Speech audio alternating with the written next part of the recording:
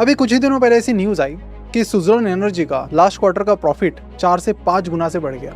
जैसे ये न्यूज़ बाजार में आई, स्टॉक 13% से बढ़ा है और ओवरऑल में पूरे मई महीने की बात करूँ, पिछले एक महीने की, तो उसमें कंपनी के शेयर प्राइस 26% से बढ़ चुकी है। तो आज की इस वीडियो में हम बात करेंगे कि ये जो प्रॉफिट है क्या ये रियल है सही में, उसके बारे में डिटेल में आज हम चर्चा करेंगे। उसी के साथ हम एक और चीज़ के बारे में बात करने वाले हैं। पिछले कुछ टाइम में लोगों को ये लग रहा है कि रिन्यूएबल एनर्जी में बहुत ज़्यादा ग्रोथ है, इसलिए सोलर कंपनीज के स्टॉक्स बढ़े हैं, उनकी परफॉर्मेंस भी काफ़ी अच्छी रही है।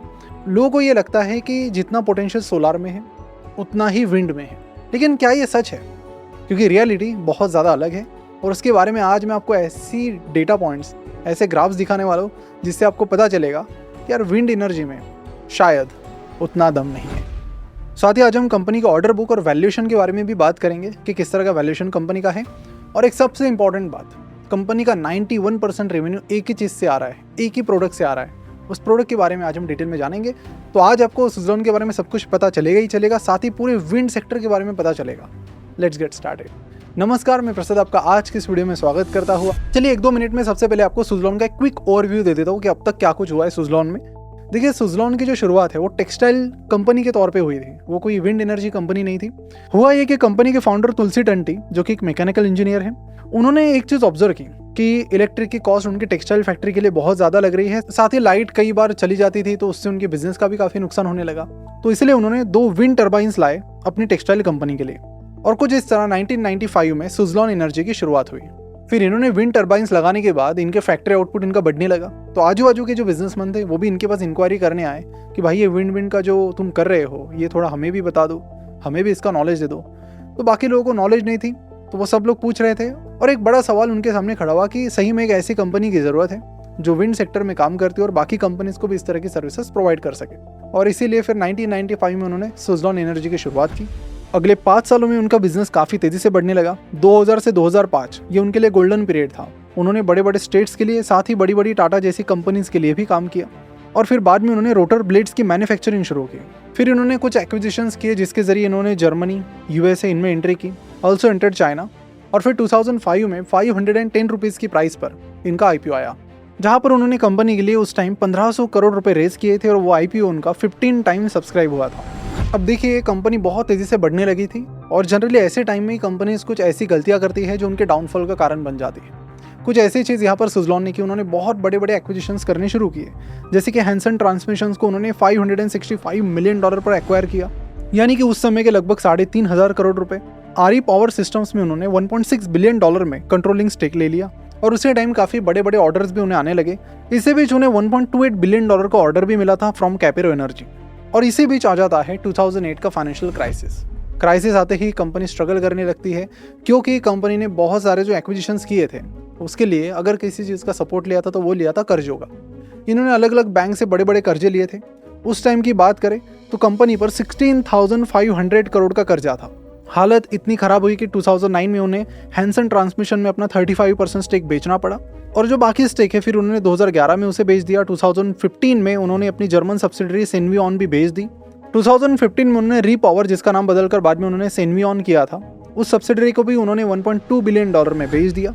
यानी कि आप देखेंगे तो $1.6 बिलियन में उसे खरीदा, $1.2 बिलियन में घाटी का सौदा करके उसे बेच दिया। कहानी यहीं पर नहीं रुकी। देखिए, सेनविऑन सुज़लोन के लिए बहुत इंपॉर्टेंट था और इंटरेस्टिंग बात ये थी कि सुज़लोन का जो टोटल बिजनेस है उसका 65% अकेले सेनविऑन से आता था, अब उसे ही बेच दिया गया। ये सब क्यों? अब कंपनी के चेयरमैन से पूछा गया कि भाई साहब, आप इतनी बड़ी बड़ी डिपेंडेंसी वाली कंपनीज अपनी क्यों बेच रहे हो? तो उन्होंने बताया कि डेट काफ़ी बढ़ चुका है, तो उसे कम करने के लिए छोटी मोटी चीज़ें हम कर रहे हैं। इसी बीच उन्होंने बड़े बड़े बॉन्ड्स डिफ़ॉल्ट किए। इन्होंने काफ़ी सारा पैसा बॉन्ड्स के जरिए उधार लिया था जो वो टाइम पे नहीं कर पाए और ये डिफ़ॉल्ट का सिलसिला जारी रहा। 2012 में उन्होंने डिफ़ॉल्ट किया था, 2019 में भी उन्होंने 1000 करोड़ का डिफ़ॉल्ट किया। अब देखिए, ये सारी चीज़ें करने के बाद भी कर्जा कम होने का नाम नहीं ले रहा था। तो ऐसे में जो बैंक से उन्होंने सबने मिलकर डिसाइड किया कि हमें खुद साथ में आकर ही कुछ करना पड़ेगा। अब बैंक्स ने क्या किया कि उनका जो 13,800 करोड़ का डेट था उसे 2 पार्ट में डिवाइड किया। पहला था 5,200 करोड़ का लोन, जिस पर कंपनी 9% का इंटरेस्ट पे करेगी अगले 10 सालों के लिए, और बाकी कर्जा था तो बैंक्स को लगा ये तो वापस मिलना नहीं है, तो उस चीज़ को उन्होंने लॉन्ग टर्म फाइनेंशियल इंस्ट्रूमेंट्स में कन्वर्ट किया, जैसे कि OCDs और CCPS में, विद 20 ईयर होराइजॉन्स। यानी कि 2020 के बाद 20 साल बाद यानी 2040 में उन बैंक्स के पास ऑप्शन रहेगा कि क्या उन्हें वो लोन इक्विटी में कन्वर्ट करना है या नहीं।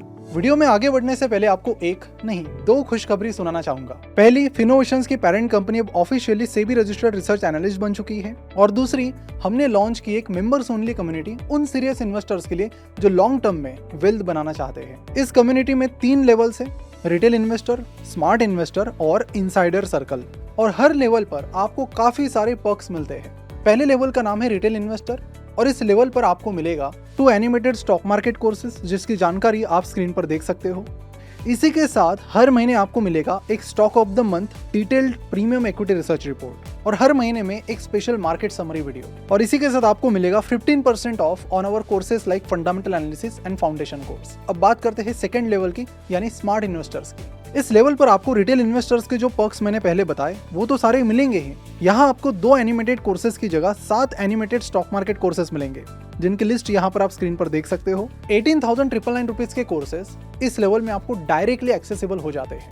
और इसके साथ आपको मिलेगा एक premium stock of the month का detail research report along with a video जहां पर मैं आपको बताऊंगा कि वो कौन सा स्टॉक है जो फंडामेंटली बहुत ज्यादा स्ट्रॉन्ग है, यानी जो हिडन जेम्स है उनके बारे में यहाँ पर हम आपको बताएंगे। साथ ही आपको इस लेवल पर आईपीओस के रिकमेंडेशन की रिपोर्ट भी मिलेगी, प्लस 25% डिस्काउंट मिलेगा हमारे फंडामेंटल एनालिसिस कोर्स पर। और हर महीने यहाँ पर एक लाइव Q&A सेशन होगा जहाँ पर आप सीधे मुझसे अपने सवाल पूछ सकते हैं। अब बात करते हैं फाइनल लेवल की यानी इनसाइडर सर्कल की। इस लेवल पर आपको सारी वो चीजें मिल जाएंगी जो रिटेल इन्वेस्टर और स्मार्ट इन्वेस्टर्स को मिल रही है। इन एडिशन टू दैट यहाँ पर आप मेरा पोर्टफोलियो एक्सेस कर सकते हो जिसमें मैं आपको बताऊंगा कि मेरे करंट पोर्टफोलियो में क्या है और कौन से स्टॉक्स में बाय कर रहा हूँ और कौन से स्टॉक सेल कर रहा हूँ, साथ ही कौन से स्टॉक्स मेरी वॉच लिस्ट में ऐड होते जा रहे हैं। बाय कर रहा हो तो क्यों, सेल कर रहा हो तो क्यों, कोई स्टॉक वॉच लिस्ट पे डाल रहा हो तो क्यों, सारे सवालों के जवाब यहाँ पर आपको मिल जाएंगे। और साथ ही यहाँ पर आपको मिलेगा flat 30% discount on all over courses including financial modelling, research analyst and value investing. तो अपनी सुविधा के अनुसार ज्वाइन कीजिए फिनोवेशंस की मेंबर्स ओनली कम्युनिटी को। ज्वाइन करने के लिए आप चैनल के नाम के आगे ज्वाइन बटन को दबा सकते हो या फिर डिस्क्रिप्शन और कमेंट बॉक्स में हमने जो लिंक डाली है उस पर क्लिक करके भी आप इसे ज्वाइन कर सकते हो। और अगर आप इन सारी बेनिफिट्स और पर्क्स की डिटेल्स जानना चाहते हैं तो ज्वाइन बटन पर क्लिक करके ऊपर वाला इंट्रो वीडियो जरूर देखें। सारे क्वेश्चंस जैसे कि रिलीज डेट्स, डिस्काउंट कैसे मिलेगा, इन सारे सवालों के जवाब यहाँ पर आपको मिल जाएंगे। तो अभी ज्वाइन बटन पर क्लिक करके हमसे जुड़िए क्योंकि इससे ज्यादा वैल्यूएबल मेंबर्स कम्युनिटी आपको नहीं मिलने वाली। तो इस प्री लॉन्च ऑफर में अगर आप इस कम्युनिटी को अगले 12 घंटों में ज्वाइन करते हो तो आपको हमारे अगस्त महीने में आने वाले फंडामेंटल एनालिसिस 3.0 कोर्स जिसकी वैल्यू क्लोज टू 3,999 रुपीज होने वाली है उस पर सीधा 50% डिस्काउंट मिलेगा। आपको बस यहाँ पर मेंबरशिप ज्वाइन करके हमारी लेटेस्ट कम्युनिटी पोस्ट चेकआउट करनी है, वो फॉर्म आपको फिल करना है और ये कम्युनिटी पोस्ट अगले 12 घंटों बाद डिलीट हो जाएगी। तो चलिए मिलते हैं मेंबर्स ओनली कम्युनिटी में। अब ये तो हो गई कहानी अब तक की।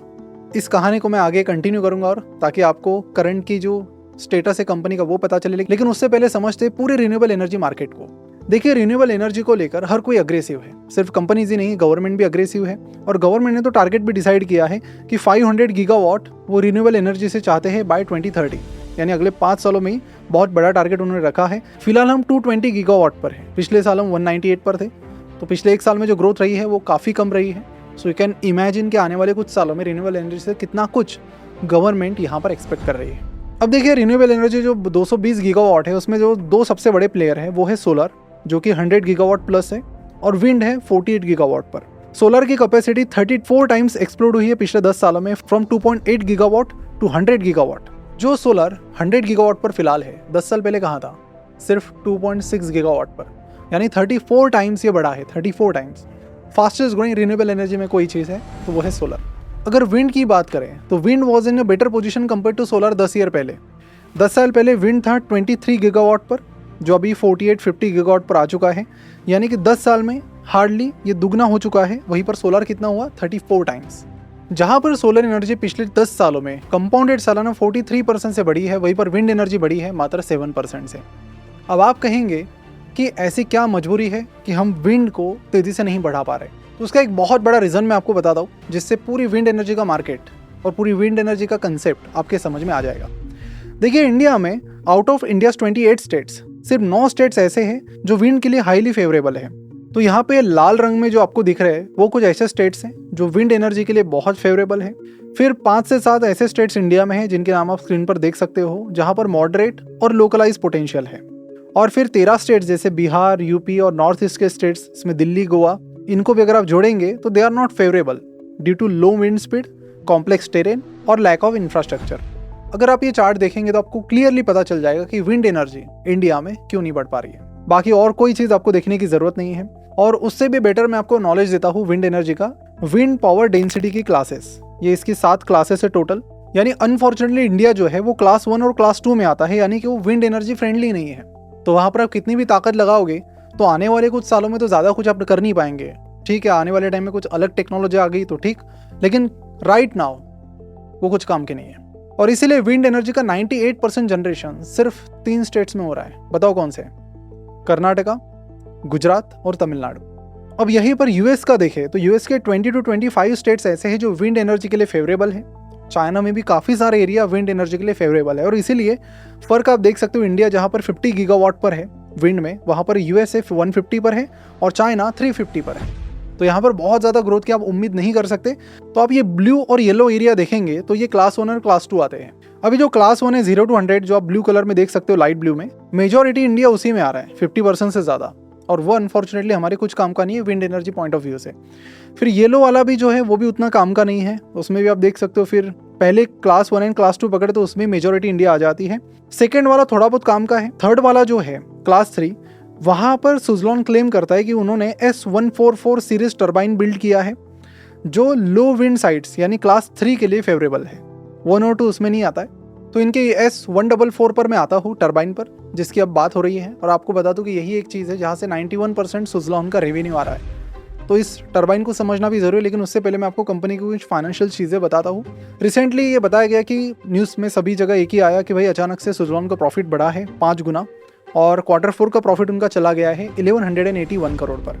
इसी पीरियड में उन्होंने रिकॉर्ड 1.55 गीगावाट की डिलीवरी की है, जो कि 118% से ईयर ऑन ईयर बढ़ी है।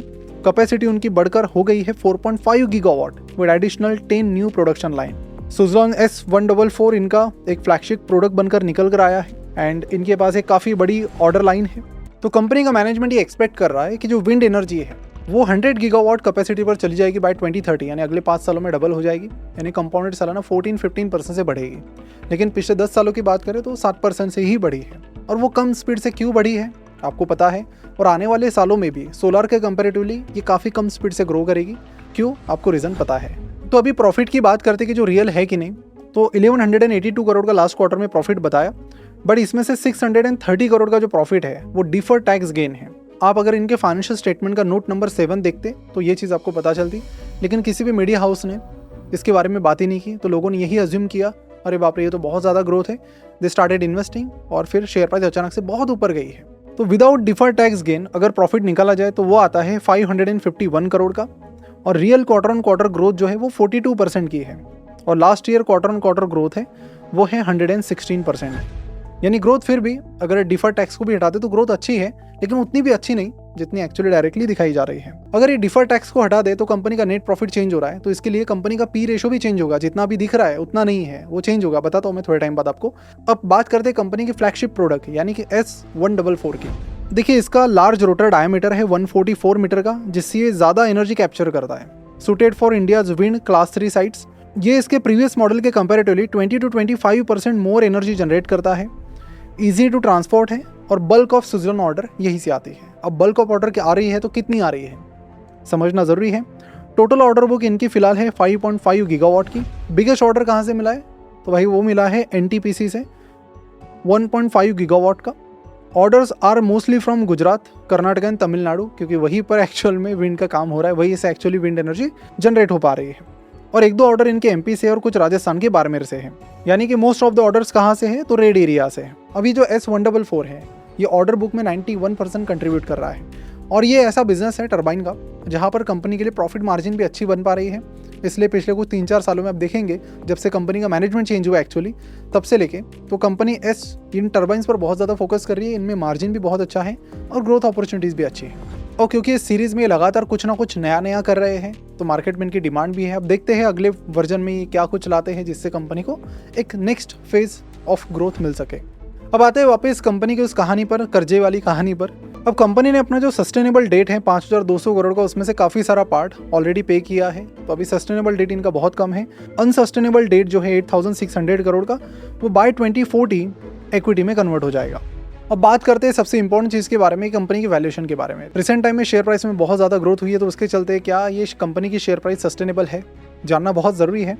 देखिए, कंपनी का प्रॉफिट फिलहाल 2000 करोड़ के करीब है और कंपनी का पी रेशो जो निकल कर आ रहा है वो निकल कर आ रहा है 47 का। लेकिन अगर हम ये डिफर्ड टैक्स गेन को हटा दें तो उससे बहुत फ़र्क आ रहा है। डिफर्ड टैक्स गेन को हटा दे तो कंपनी का प्रॉफिट कम हो रहा है, वो कम होकर आ रहा है 1441 करोड़ पर, जिससे कंपनी का पी रेशो 47 से शूटअप होकर सीधा जा रहा है 68 पर।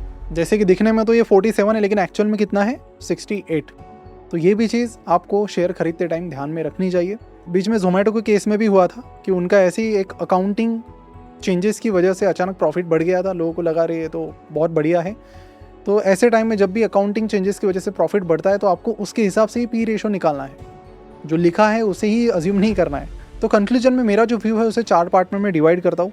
पहला तो ये कि इंडस्ट्री जो है ये कंपैरेटिवली, अगर मैं सोलर कंपनीज देखूँ तो वो मुझे ज़्यादा अट्रैक्टिव लगती है कंपेयर टू विंड एनर्जी, क्योंकि वहाँ पर ग्रोथ बहुत तेज़ी से हो रही है। आज समझ सकते हो पिछले 10 साल में 34 टाइम्स वो बढ़ा है और आने वाले टाइम में भी जो गवर्नमेंट का टारगेट है वो विंड नहीं पूरा कर सकती। ये भी चीज़ आप समझ लीजिए, 500 गीगावाट जाना है 2030 तक और उसके बाद भी इनको मतलब क्लीन एनर्जी की तरफ ही जाना है, वही फ्यूचर है।